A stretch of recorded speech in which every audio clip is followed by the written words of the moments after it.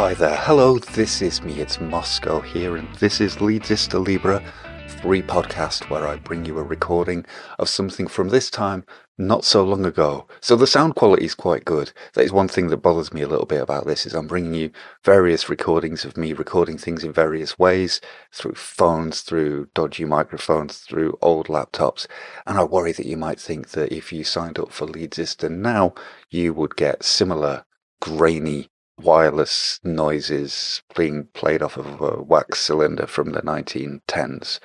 I mean, that would be pretty hip, but this is closer to what it sounds like. And a rare opportunity. It's not often that we get to talk about Leeds United winning 4-0, but with Norwich coming up at the weekend, I was reminded of the playoff semi-final, second leg, and what a great night that was. Part of this is about how you've got to take those great nights and really just value them for what they are, which I am reminded of whenever I see that Ashley Barnes is somehow still playing and somehow still in the Premier League. One side note of this night was that it really felt like we would be seeing him for the last time. Leeds have been dragged up and down over the last 7 days, and if you want to read or listen to what I made of the Manchester City match and the Sunderland, not really a match, was it? That wasn't really football, whatever it was. I don't think it'll catch on. Those are all at leedsista.com, with some Champions League things to read about coming your way tomorrow on the 25th anniversary of us playing Real Madrid. More high-quality cheating in that match. But for now, let's just enjoy a romp against Norwich. Sometimes football brings it all together and gives you a night like this, when everything, no matter how tired or threadbare, works like new, when all worries melt away, at 4-0 anyway, and you feel, for a time, mentally or physically or both, unlike you ever otherwise do in ways that are, thankfully, better. It started in the stands at Elland Road, the old-fashioned shambles of a stadium that, for all its curmudgeonly resistance to modern football and manufactured atmospheres, feels more like its old self than ever when the scarves are handed out to everyone and the playlist is amped up. These aren't the old ways, but this is how you start a party in 2024, and sometimes that's what Elland Road needs most, an invitation to start.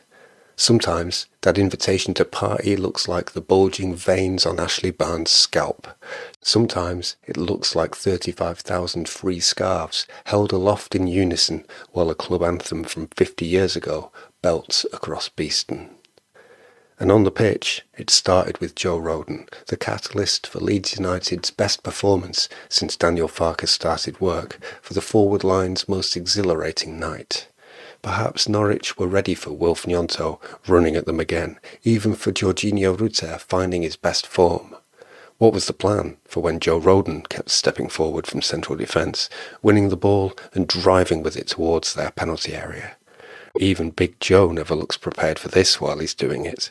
Compared to the cool surges of Gnonto, I imagine Rodon screaming as he bounces the ball off his feet, tearing at his hair with his hands as he gets closer and dangerously closer to goal. Lately, he's not been doing this. Tonight, he was doing it from the start. It was the sign that Leeds were going to be different. Norwich had to foul him. From there, about 30 yards out, an opening goal exploring the double meanings of cute. Cute first meant sharp, shrewd, ingenious, cunning, before it meant endearing and charming. The first cuteness was there in the combined strategizing of the Leeds bench with Ilya Gruev and Crescencio Somerville, who were told to watch for nervous-looking Norwich goalie Angus Gunn leaving his near post unguarded. The second bit of cute was from Somerville, taking Gruev's chin in his hand and moving his face to face his, lest Ilya's dish-like eyes, eager for the big gap in Gunn's goal, be read by the Norwich wall. Such as it was, Somerville's run to the corner halved that wall, leaving Gruev with one player to avoid as he curled and bounced the ball into the net. This was not a moment for belief. The goal was unbelievable, and my mind was on the Derby playoff, 15th of May 2019. Too soon to believe anything yet. But it was another invitation. Rodon shook the bottle. Gruev popped the cork. 6 minutes in, Leeds had the chance to shrug off their tension by drinking deep of Daniel Farke's champagne football. Someone should give protected designation to the characteristics of United's second goal. It came 15 minutes after the first. Rodon was involved again in that a few minutes earlier he'd run down the right, chipped the ball too far for Gnonto or Archie Gray, then yelled at them both for not giving him better options. This time he passed firmly along the ground to Gray. Gray zipped a pass around a defender and down the line for Gnonto, who jogged onto it and looked up at Joe Piru, running away from his markers and pointing towards the goal.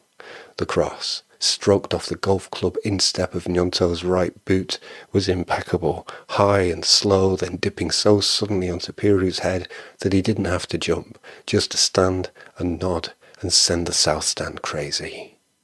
Where had all this been? There was so much more of it. Twice in the first half minute, first Ruta, then Gnonto went Maradona mode, slaloming upfield with the ball at their feet, evading tackles, gathering speed towards the goals of the century or centuries.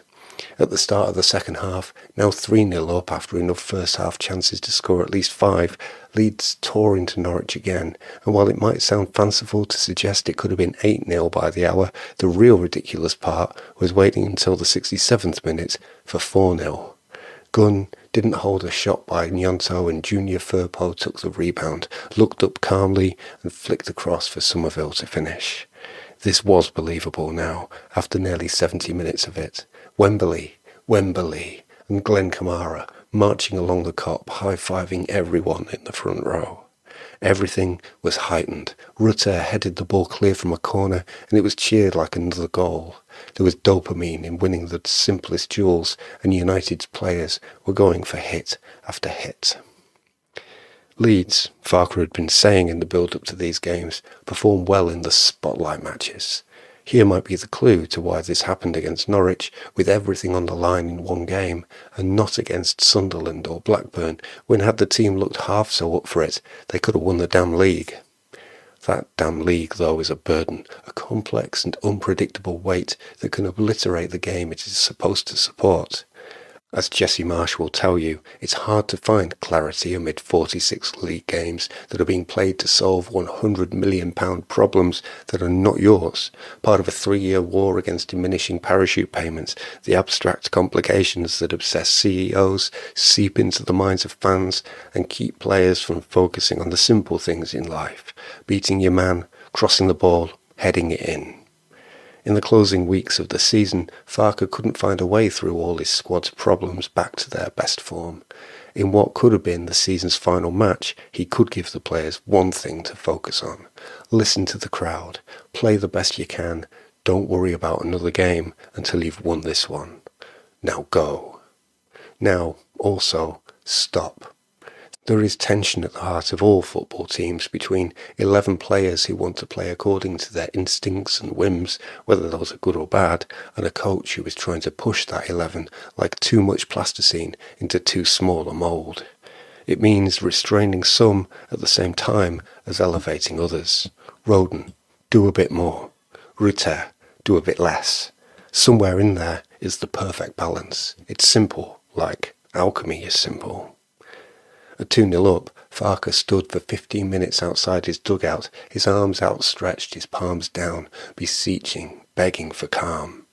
A minute after United's second goal, Ethan Ampadu's slip had let Josh Sargent through on Ilham Meslier, whose save was superb, narrowing the angle, reading the chip and reacting to block it. Remember, 15th of May 2019, we were 2-0 up on aggregate that night too. Farke had no choice but to restrain his team, and actually they looked glad of it, Gnonto playing backwards passes as sharp as his forward ones, Gray standing in front of Farke like a teacher's pet in the same arms-out pose. It was 15 minutes of the sort of boring football Leeds fans have been deriding as Farke's fault this season, but after so much exhilaration, it was hardly noticed. But it was important. Here, better than all season, it made sense. These spells of calm give the team somewhere it can go, either when things aren't working or when they need to recover, a place to rest and rethink. They know that if they stumble or risk getting tackled, they'll find a teammate willing to take the ball and send it back to Meslier and safety.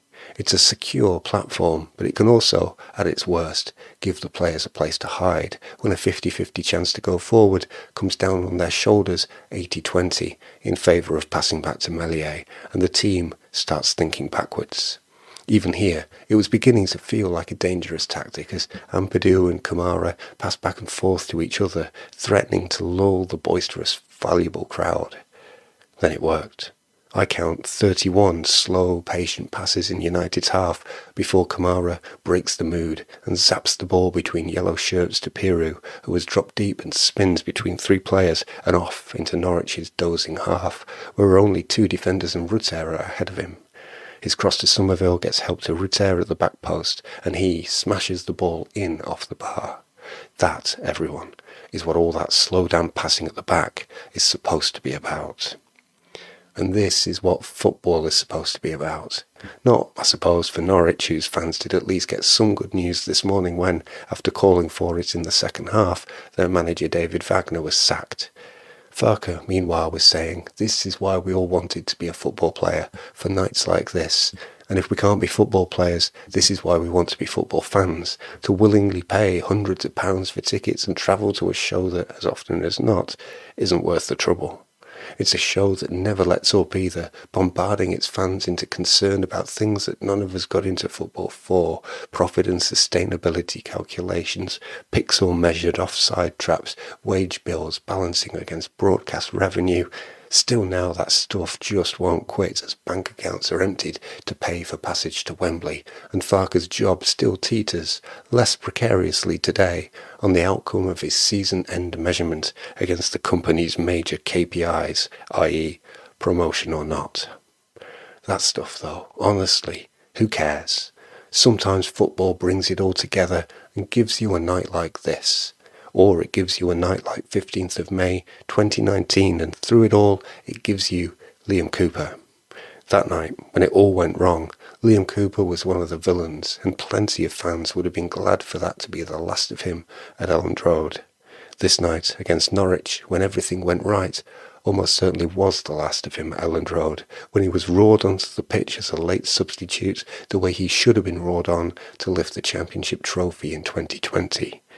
Perhaps it's because winning and losing are so ephemeral that they've been usurped by narratives, so that wins only count if they end in something bigger, as if football ever truly ends, as if there's anything in football truly bigger in the end than a night like this, 4 goals like these, players like them, people like Liam Cooper.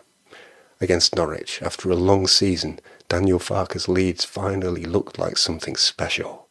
Obviously, I know I will care if this team never hits those heights again, but if they never do, I'll always be glad they did it once.